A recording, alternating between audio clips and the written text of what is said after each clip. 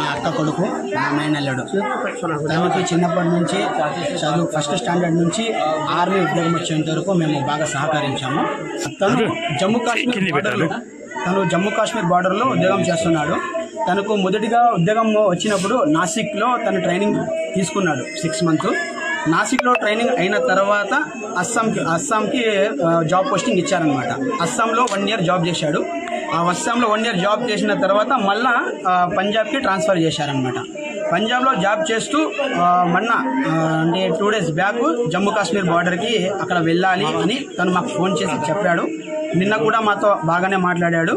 తను ఒకటే, ఈ ఉద్యోగం వద్దురా అన్న కూడా తను ఒకటే మాట అన్నాడు, చస్తే నేను దేశం కోసం చేస్తాను, నేను చచ్చిపోయినప్పుడు నా బాడీ మీద భారతదేశపు జెండా కప్పాలి అని ఫస్ట్ నుంచే తను ఈ మాట వాళ్ళ అమ్మ నాన్నకు చెప్పాడు. వాళ్ళ అమ్మ వాళ్ళ నాన్న ఎంత ఫోకస్ చేసినా ఈ ఉద్యోగం వద్దురా, మనకి ఏదో కూలీ నాలి చేసుకొని బతుకుందాము అని అన్నారు. మా అక్క మా మావ ఒక చిన్న బీద ఫ్యామిలీ సార్.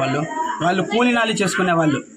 అలాంటి కొడుకు ఒక ఉద్యోగంలో వెళ్ళి వాళ్ళని బాగా చూసుకునే వాళ్ళు ఒక కొడుకు ఉద్యోగంలో ఉండి వాళ్ళను చూస్తూ సాక్కునేవాడు.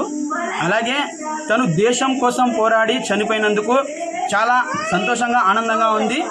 కానీ ఒక చిన్న విషయము, తను ఎప్పుడు మేము మర్చిపోలేము. తను మా హృదయాల్లో ఎప్పటికీ ఉంటాడు.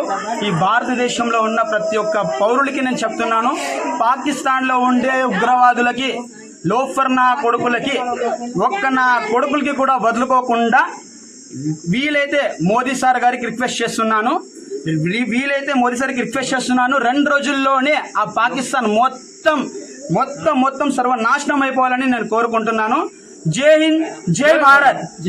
నాకుండే 2 కొడుకులకి కూడా ఆర్మీలోనే పంపిస్తాను. ఆ దేశం కోసమే పోరాడతాం, దేశంతోనే ఉంటాము. పాకిస్తాన్ నా కొడుకులకి తరిమి కొట్టాలి, నా కొడుకులకి సర్వనాశనం